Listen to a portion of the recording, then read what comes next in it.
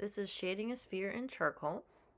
So you're going to need to get some supplies. You're going to want your paper, some compressed charcoal, a piece of vine charcoal, charcoal pencils, some erasers. I like a gum and a kneaded eraser, and then a blender or paper towel. So first I'm going to take my vine charcoal and I'm going to lay down a nice layer. I'm trying to cover the paper, and then once I kind of get it where I want, I'm going to smudge it. So this is going to be my background. So I'm just going to try to make a square. So I'm going to use a paper towel to smudge it.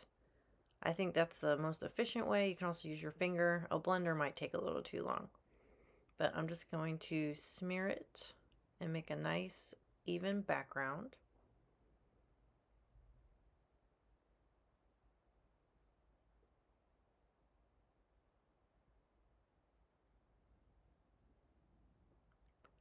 And then once I do that, I'll kind of add a little bit more, just trying to get it completely covered.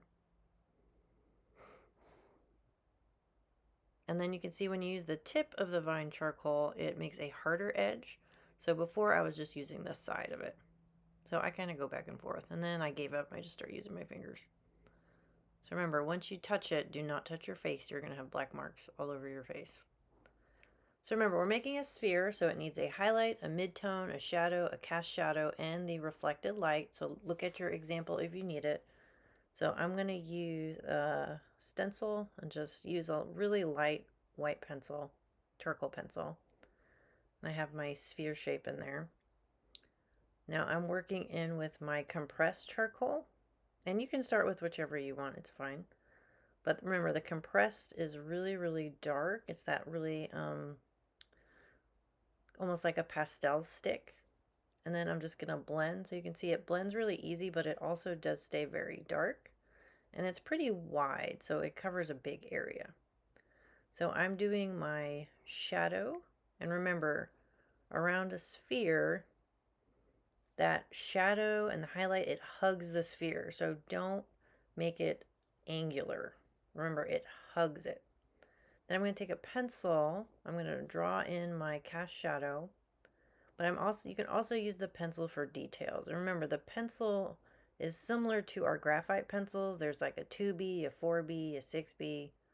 So the darker the pencil, the darker the charcoal in it. But like I said before, it works really nice for details.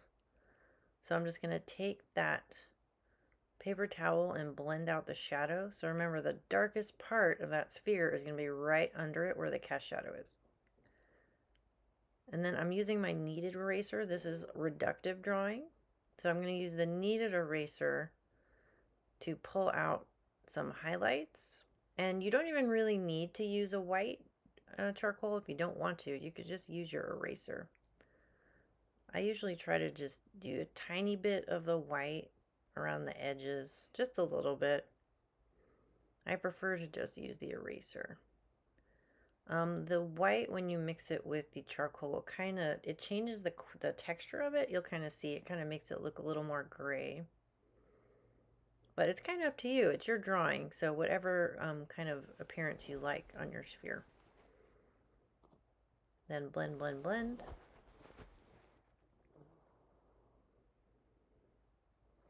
Then you can see like I mushed out all that white pretty much. So you kind of have to go back and forth with charcoal. This is also why it's really important to use a fixative at the end, because if anyone or anything touches it, all that work you did might get all smeared and disappear. So I'm going back into it with the white.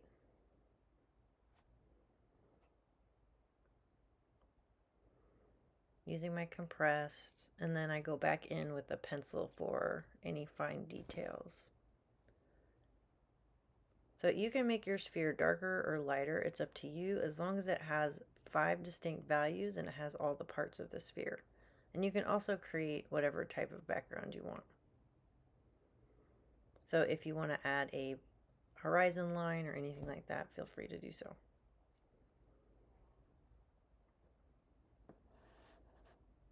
And then I'm adding in that little bit of reflected light with the pencil.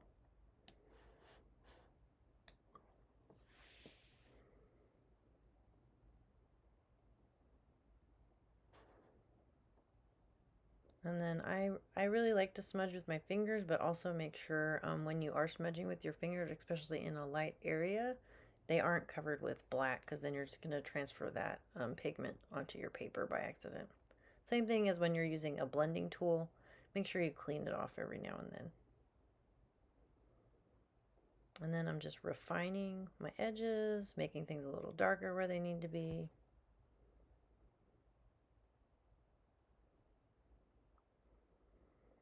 And one thing I really love about charcoal is how easy it is to get those smooth transitions. It's a lot easier than it is in graphite. The downside though, it's very smeary, so you got to make sure you're fixing it when you're finished so it will stay. And then that is a piece of compressed white charcoal, so just a different version of the same thing. You can see how messy my fingers are already.